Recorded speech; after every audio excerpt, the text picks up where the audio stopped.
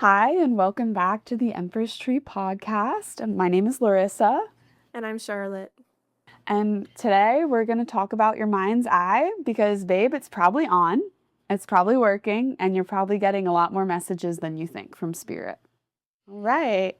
I want to start, if you don't mind, Charlotte, asking you, what is mind's eye? For me, it's the psychic center that allows you to see into like more subtle realities or like different dimensions of reality. So like seeing into the astral plane or the spiritual plane, um located between the eyes, probably the third eye chakra as well. That's what it is to me. What about you? Yeah, to me, my mind's eye is the quiet visuals. I know for me that spirit never talks to me too loudly and it's never in a rush. So when I'm in a calm and relaxed state, or I'm looking at something and I want more information about it, I find that sometimes it helps to close my eyes and it's almost like a daydream to me. Like when you were a kid and you laid on your bed and you looked up at the ceiling and you can create worlds in your head, it's all of a sudden random information that you weren't exactly thinking about coming to you. And it comes to me not in vivid colors, but almost like a stop motion. It's not the full scene itself. It's specific images and they make me feel things. Interesting. And so, do you see that with like your actual eyes, or are you seeing that like with your mind? Hmm. It's complicated. I consider, because I do get visuals in the physical reality, I consider that something different for some reason. That to me almost feels more like a meet and greet with that spirit or energy. To me, it's in my mind's eye. So I know that there is something called like aphantasia and hyperphantasia. And I don't know if you've ever seen that visual of an apple where some people can't picture anything at all. And if you close your eyes, some people can picture a red apple on a wooden table and this and this and that. That's what it feels like to me. It's not in physical reality for me. What about you? I see with my actual eyes, and I would say also like just visuals in my mind. It kind of feels like a thought or a dream, kind of like you said. But for the most part, like the way I experience clairvoyance is like if I close my eyes and I just stare at the back of my eyelids, images will appear there, or like I'll see colors or like shapes or like sparkles, or just like it depends on the day. Some days it's like super popping off, and then other days it's just like purples and greens and pinks. I think a good way to explain it as well for the listeners that maybe don't consciously know what their mind's eye feels like yet is meditating sometimes and seeing colors in the back of your head, or sometimes when you go to sleep or look at a ceiling, if you kind of defocus your eyes, you can sort of see the physical reality swirling a little bit. I know that we've talked about when I'm falling asleep at night, sometimes I'll get these specific patterns in my head, and I feel like those are almost frequencies in a way. I think, I don't know about you, but sometimes I get pictures of events, and then sometimes I get almost like a visualization of energy, and then I feel the message in my body. So I want to talk a little bit about what you see in the physical reality because I think it's really unique. Um, well, like the first thing for me that comes to mind is like I will see sparkles of light sometimes if I have like a really good idea, or if I'm like in a situation with a person and like spirit is trying to encourage me and show me like this is the way forward or this is the right way to go, they'll like spark. Like one time, even recently, I met a new doctor and I was like seriously considering like starting to work with this new doctor because I didn't like my one before, and like the sparkles were like everywhere. Like go for it. This is good, So things like that. But also, I think I know what you're talking about. Um, I'm able to do this thing called scrying, and scrying is basically like it can be done in many different ways, but basically you can stare at something for long enough and images will appear. And so for me, like I can scry like looking at any patterns or any textures. Like if I look at the bark on a tree, like I'll see like faces appear, or I'll see like forest spirits like show up, or even my guides sometimes will show up through that way. Um, there's even been times where I'm like running on the treadmill at the gym in front of a window and it was like raining and all the like raindrops were on the window, and like I was like scrying as I was running on the treadmill, like just talking to spirit and like getting answers back that way. You can even do it with the clouds. I think that's like a really common one. Like when you look up at the clouds and you see things in the clouds, like that can also be kind of a form of clairvoyance, I think. Yes, I remember being a kid and sitting in the car and just being like, oh, there's a dragon, there's a unicorn. And I think it's so interesting that when we were kids, we kind of had a lot of spiritual tendencies. And once we have to deal with the real world and go to school and have to get jobs and things like that, they're often forgotten and put to the wayside. And I think the more that I connect with my spirituality and the mind's eye, the more I feel like a kid in a way. Like, do you remember when was the first time you used your clairvoyance, either like knowingly or unknowingly? Off the top of my head, I remember that when I was younger, if I would, I sometimes I remember when I would get overwhelmed in school, maybe like high school, I would kind of stare at the ceiling and just let my eyes fade out. And I would kind of almost get like feelings. For the people that don't know me very well, my main Claire is Claire knowing and Claire feeling. So I am an empath and I feel things in my body very deeply. So I would look at the ceiling and I would see these swirls in my head, and then the swirls would make me feel like calmer almost. So it was a very interesting kind of first experience, but also as a kid, I do remember looking out the window all the time, and I was very big into my imagination. I would lay in my bed and just create these worlds. So I guess like it's always been a bit of an escapism, and now I've turned it into a tool.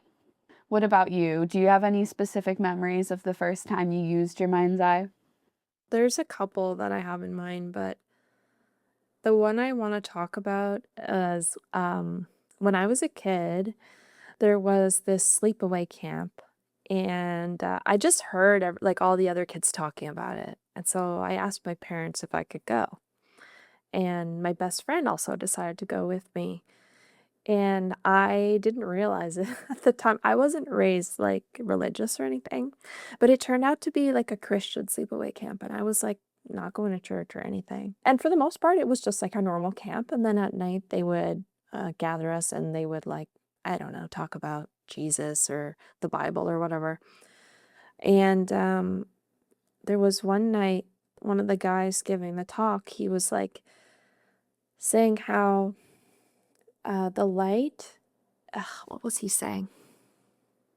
He was saying like the light will always try to like overcome the darkness, and like even if you like close your eyes and it's dark, you'll still see like lights like trying to come in and like patterns of light. And I remember that night I was in my little bunk in the camp in the little cabin, and I remember thinking, I was looking, I closed my eyes and I was looking at the lights and I was like, Jesus, are you there?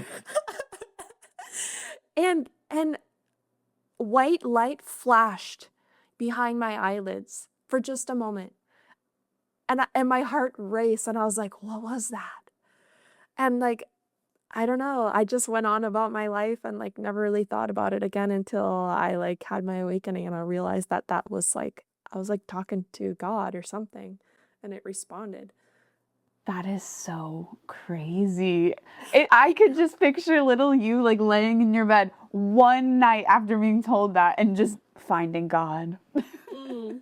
But, like, when I was a kid, even younger than that, like, years before that even happened, I started to meditate, and it wasn't that I was, like, told by anyone how to meditate, it was just something that I wanted to be able to do because I was just getting frustrated with my mind not being able to quiet itself, and at night, I was really bothered by, like, racing thoughts, and so I, like, learned to meditate, and I only remembered them later in life, but, like, I used to have, like, visions of, like, pyramids and, like, camels, like, walking in the desert.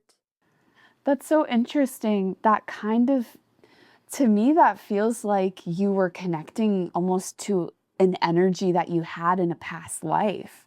And maybe you were channeling that energy into this reality through your mind's eye, which is crazy. Yeah, and it's, like, weird because like, when you're a kid, you're just like, "Oh, that was weird." And you just go on being a kid. You don't even think about it. Yeah, and then you like have to go to dinner. Like, oh, that is so interesting.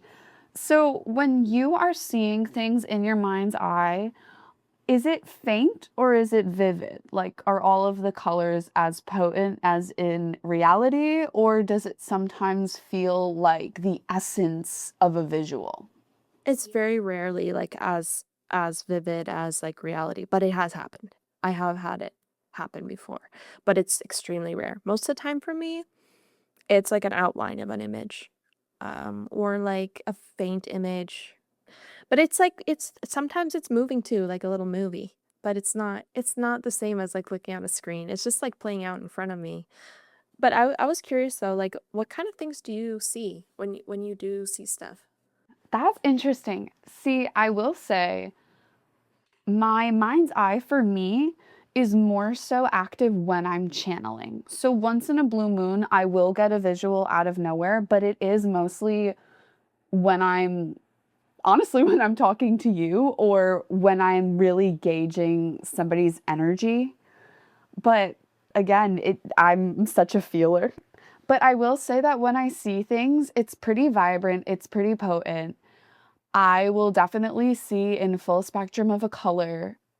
And again, it's not like it's the same as reality where I can see every movement, every word. It's almost like a play where I'm oftentimes like I know one time for you, I channeled a specific energy for you, and it was just the outline of the energy and its intentions, and then it brought it into my body.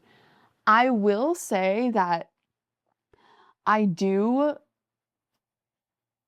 I am getting pretty good at scrying, but it's usually in the open air, and I'm usually doing that when I'm meditating. But now that you mentioned that you can see things like in the physical too, I'm wondering if when I see spirits, for those of you who don't know, I am a psychic medium, so I am able to connect to spirits that have passed on to the other side, and I have seen them in a few instances walk by me, walk by a room. And when I see those, it's a completely different experience, but they are almost like a semi translucent energy that is half human, half air. That's crazy and also super scary. Yeah, and it's so interesting because it will come and go, and when I'm often not looking for it, that's when it will happen. And when it used to happen, because I think it's actually been happening to me my whole life, but I was too scared, so I kind of blocked it. But ever since my spiritual awakening, I've really learned to accept and like welcome these things. And it's to the point now where I will like go into somebody's apartment and be like, "Oh, like you have cat ghost here, just so you know. And I'll see it and I won't see the color of it, but it will send me the color. Oh my Do God. you know what I mean? Like, it's almost like I know that that cat is orange, but it appears to be like a semi-opaque white energy. And that's where it gets so interesting. And most of us psychics, which we all are psychic to an extent, but it's never just one thing. I do know some people that have a strong focus in a mind's eye, but the more that you play with it and the more that you welcome these energies and the more that you get accustomed to it, it's very fascinating to find how the mind's eye will play with other parts of you. So this one little side note I'll say. I've heard about this meditation recently that I've been starting to do that's been helping me with my mind's eye. And you sit and you try to quiet your mind. And the way that I do that is I just actively think about the thoughts that I'm thinking and wonder what my next thought will be. And they often run away from me. And at the same time of me focusing on the nothing, I equally focus on the feelings in my body. And I find that the more I'm aware of my body, the more my mind's eye will play with that. Do you feel like your mind's eye is connected to another part of your clairs, or do you feel like it's in and of itself? No, I do think it's connected, but I don't think it's quite how you described for me. I think for me, actually, something that I've struggled with for a long time is like static in my vision. So like sometimes I will like try to see stuff and I just can't see it clearly. Like it's just full of static. It looks just like how like an old TV would look like if it was like flipped onto the wrong channel, just like the white snow. And usually to me that was like a sign that there's some I'm probably just not grounded usually. So we could talk about grounding some other time, but just like basically, if you're not feeling calm and your mind isn't calm or you're just feeling like maybe not like your best self, then it's like your antennas or your frequency are not quite as sharp or as clean. And so it can really affect the vision in that way. But it's interesting you talked about meditation as a way to help you like sharpen your clairvoyance. Is there anything else that you do to like help?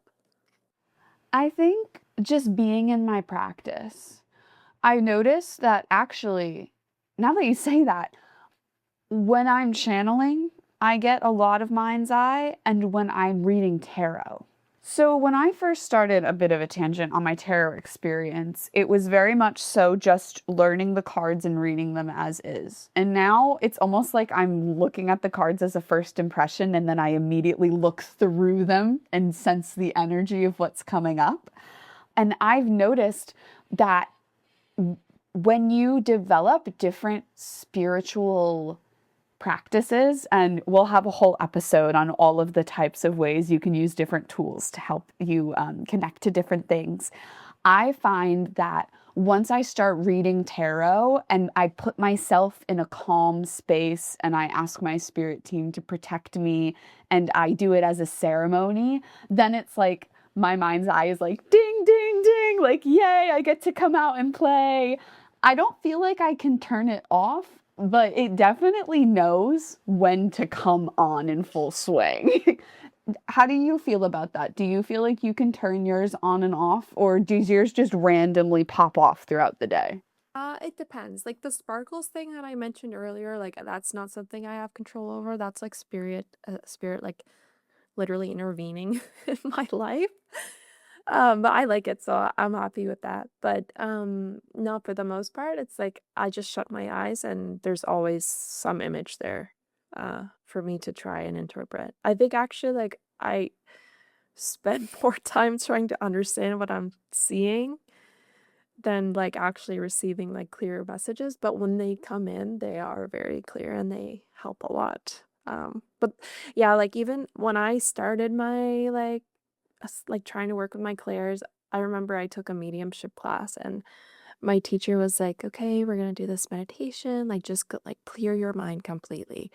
And I was like, I can't because every time I meditate, there's images. Like they're just constantly there, like talking to me. And like I talk to them in my mind and then they show images in response. So we're just like talking. I'm not meditating. Like, I don't know. I guess you could call it meditation, but like I'm not like I'm in an active state talking with spirit. And there have been times where I've just been like, okay, I'm ignoring you. I'm ignoring your images. And then like all of a sudden, like I will get just like a super vivid image that will come in. So yeah, it's almost kind of hard to, what's the word? Like I can't avoid it almost, even if I want to. Yeah, it seems like you are it and it is you. When you're saying that you're seeing images, are they exactly what the message is? Because I know you said you had to interpret them, or are they like specific repetitive symbols? Because I know certain people almost build a vocabulary in their head of like, oh, a rose means rebirth for me and a heart means love. How do you go about Oh that? my God. That's a great question. It's both. And the most annoying thing is when it's like I've been shown the same symbol for like years and I still don't know what they're trying to tell me. Like it's because it's just so broad. Like one of them that really bugs me is like doorways. Like I'll get shown like people like going through a doorway or coming out of a doorway, and it's just I don't know. I still struggle with that one. I'm like I think it means like gateways and new beginnings, but I don't know. But yeah, it's both. Sometimes it'll literally be literal, and other times it'll be like, okay, for me, so for example, if I see a chair, that means safety. I never would have thought that. That is Like crazy. I think it's just like the four, so like in the tarot, the four of wands, which is wood, is like the house and the family and the home. And I don't know, just chair means like home. Like there's the four pegs of the chair, like that is like safety. I don't know. That's just that's how I interpret it. For anybody that doesn't know Charlotte, when I think of Charlotte, I think of nature and I think of the woods. So I think it actually makes perfect sense that you would associate that with safety.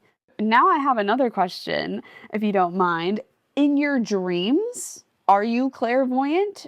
And if not, are your dreams similar to the symbolism that you see when you're conscious? It's only happened a couple times where I've been in a dream and I've been myself and then meditated in the dream.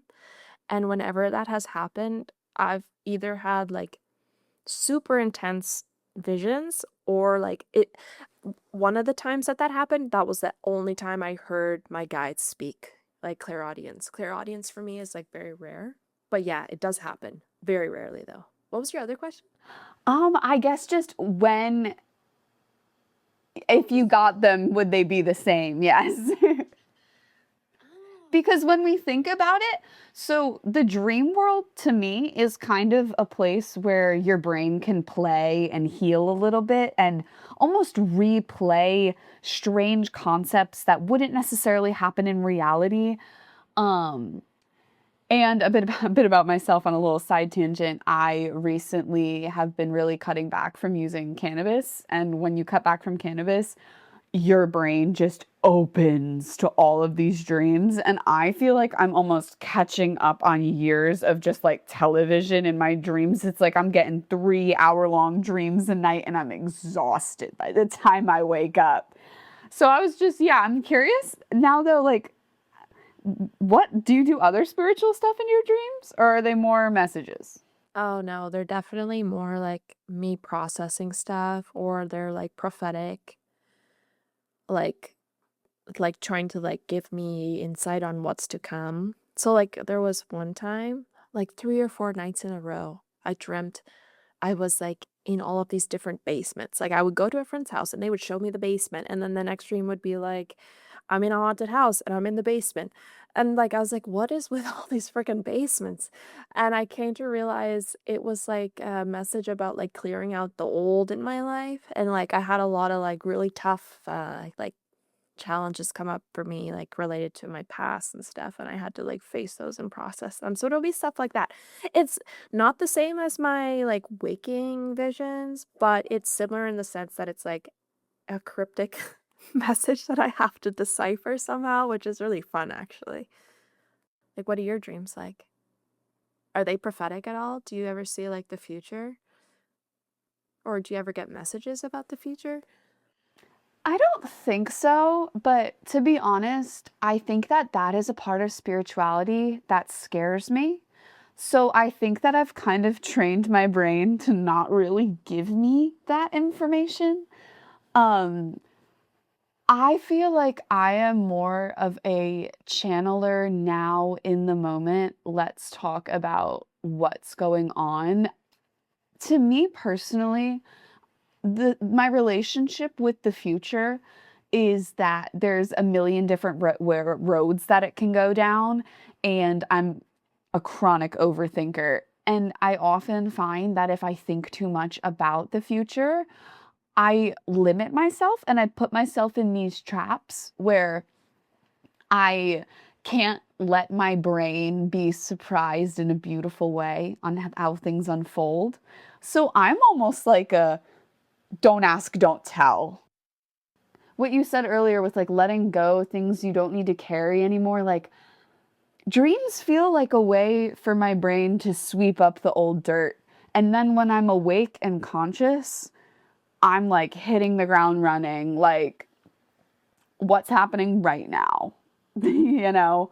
And I don't know why, but in my mind's eye right now, I keep getting this tarot deck and I'm really catching this feeling of like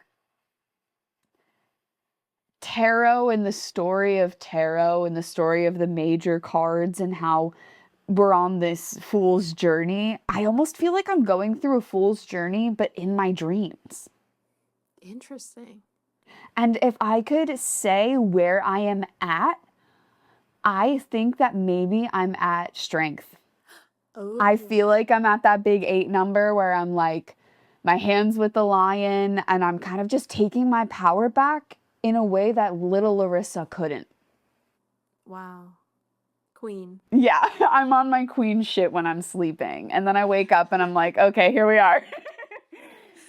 Yeah, I really relate to that. I definitely think like dreams are a way for me to process things too. And like it's so true. You wake up and you're like, "Oh, it doesn't bother me anymore." Even though it was like super bothering me yesterday or like whenever. It's so interesting how the word dreams means such a different way in the 3 different levels of reality. So like the whole Om symbol, how it's awareness, sleep, and then deep sleep, consciousness, unconsciousness, and deep rest. And I find that when I'm conscious and when I'm dreaming, it's like I'm finding that higher version. I'm finding a way to marry and coincide with that higher version of myself.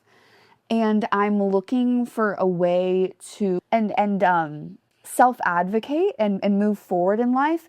But then when I'm dreaming in the unconscious, I'm looking to push things away. It almost feels like it's like 2 ends of the same coin. And then deep rest, of course, is like your ego's gone, your mind's gone, your body's gone, you're just existing. And, we all want to just exist sometimes. And I feel like, I don't know, I just, there's such an interesting relationship to dreams and how different they can be for everyone.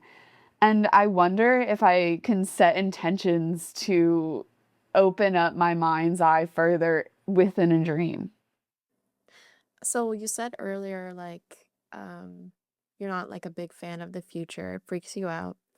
Um I think if I saw like spirits just roaming around the way you do, that would freak me out. And I think it's really nice that spirit kind of understands our limits and like what we want and what we don't want and sort of like respects that. Because personally, I do not see spirits roaming around. I only see them in my mind's eye. Except for like one time I saw my grandfather, but that's different because like he's not a stranger. I feel like seeing a weird stranger in my house that's like half translucent would really scare me. No, it's honestly like it did used to scare me at first, and now it's to the point where I'm like, hey, like, do you have any message? Like, I Wait, don't. did they acknowledge you? Hmm. Yes, but they acknowledge me in my body. I am mostly in my body when I'm receptive to things. And guys, I promise we will do an episode where I talk my shit for an hour and a half about how I feel everything in my body. But they aren't interacting very much with my mind's eye. They're interacting with my physical reality, and then they're making me feel certain types of ways. They will send me an emotion. It's almost like, hey, I'm here, but then like we don't talk through the eye, we talk through the heart. Wow. Like what kinds of things do they make you feel? Because it's interesting, it sounds like for you, your third eye is almost like an entry point, and then but then it like comes downward into your body. You know, yeah, it's kind of like an antenna. One example I will give that is very personal to me and very beautiful, but I feel the need to share is, for example, so my father passed away in 2013, rest in power. And there's a lot of things that I wish that I could experience with him. Thankfully, I have a relative on the other side that I know his energy and what it felt like on earth. So I know for certain that when I'm feeling it in my heart and my body, it's him. And one of the things that I missed the most that I couldn't examine life with him as an adult is music. He was a musician, a very good musician. And one of the most powerful spiritual experiences I've ever had with him, for some reason, it's usually on a Wednesday because spirit is silly like that. I will be in my car alone listening to a song, and often it's a song that I wish I could have shown him. And all of a sudden, I will feel him come up behind me, and I will feel him enter my heart. And I never really see him, but I always feel him, and I feel him come into my body. And we'll talk about channeling, but I begin to channel him, and he will convert my emotions. So when I'm channeling an energy or a spirit in my body, they take over my emotions. So he will start to make me experience the song as he would have experienced it. Do you like break down crying every time that happens? Because I would. Like for me, my mediumship really happens primarily in the third eye, but it stays there pretty much. Like, I mean, I don't know, maybe not. Like, sometimes I'll encounter like spirits that need help or that are not doing well, and I'll just like feel like just anxiety or depressed and stuff. But like, if it's like family members, I'll just like see them, like just their face, or like they'll wave or they'll smile, or like I also have symbols for like specific family members that I know that it's them. But that's crazy that you can like I've always thought that was so interesting that some people with their mediumship they can like feel like even like how people passed. That's not something I've ever had. If I wanted to feel my father, I feel him. Yeah, I feel him in my body. I know that we both connect to Archangel Micheal, and I know he is one of the most visceral feelings I get. The second I call on him, I feel it right now, his wings will just come right up behind me and encapsulate me in this feeling of just strength and protection. But I've never seen him. It's almost like we don't need to see each other. Wait, really? No, he fills my heart and my body with feeling. Oh, interesting. What does he look like to you? Have you seen him? Yeah, yeah, I have. But I feel like every time I see him, he looks slightly different. So I think there's an emphasis on like them not having like a set form. Like I think that's like intentional from spirit. If that makes sense. Yes, because I remember we were talking about that the other day, a few weeks ago, and we were pondering on why God shows up in so many different forms. Yeah.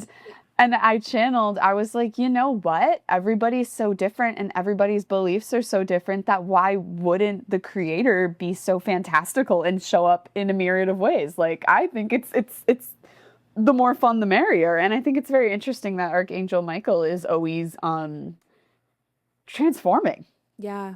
And but like for like there's still some consistency. It's just like some slight things. But For me, he has curly hair. He wears like a breastplate. He definitely carries a sword and of course wings. Seeing him right now, aren't you? I can tell you're like looking in your mind's eye. And like actually what's really cool about Archangel Michael is like whenever I do like clearings or like cord cuttings and I call on him, he will literally like use his sword to cut them.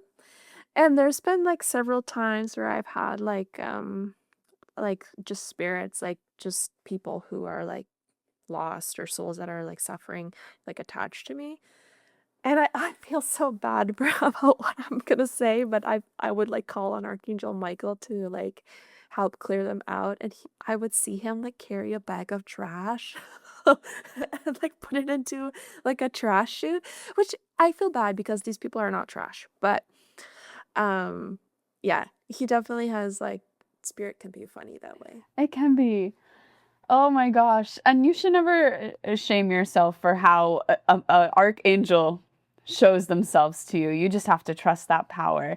It's so funny because I remember Charlotte gifted me this gorgeous Archangel Michael stained glass little what is it? Oh my gosh, it's like a little hanging thing and I have it in my Yeah. car. And every time before I drive, I touch it and I look at it and I just know that he's there protecting me when I drive. I used to have such a conscious fear that I was going to pass away driving. And this did stop like many years ago, but with him in my car, I'm like I could roll off a cliff and be fine. Like I know he's there. I know he's protecting me.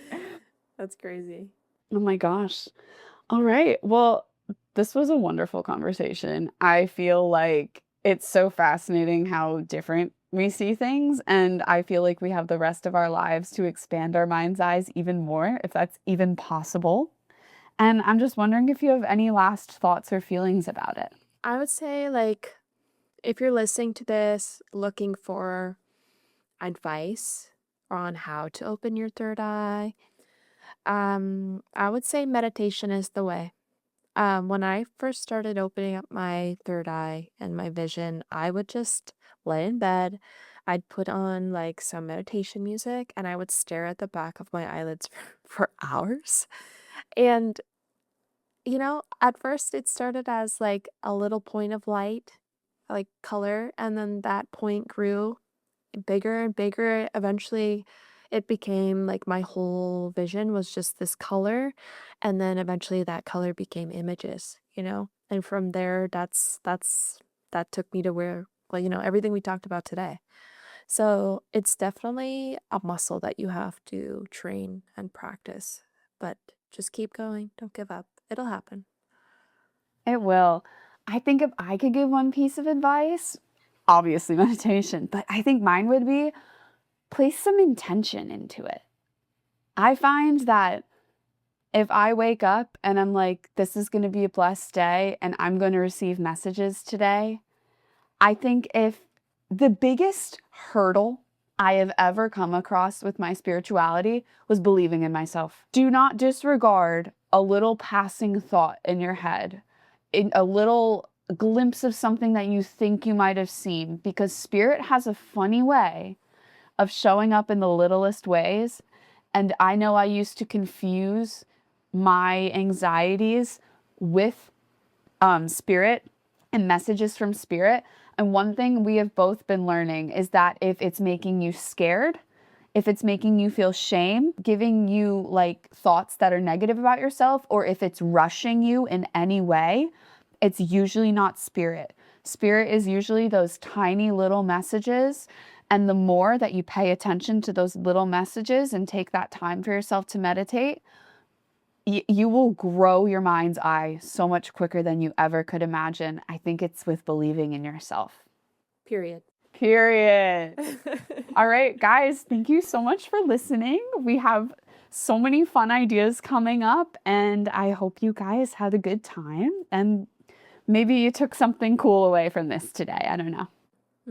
See you next time. Bye, guys.